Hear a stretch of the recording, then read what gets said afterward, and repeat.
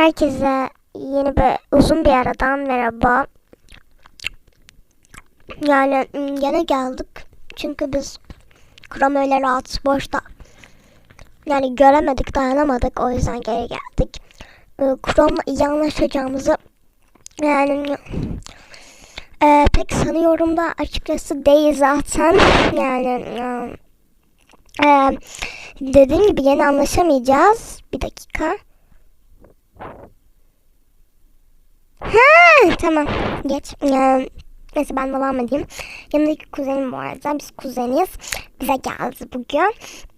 Onunla beraber artık Chrome'u güncellemeye devam edeceğiz. Çünkü biz Chrome'un yaşamasını ölmek istemiyoruz. Amacımız Chrome'u kapıyı kapat neyse.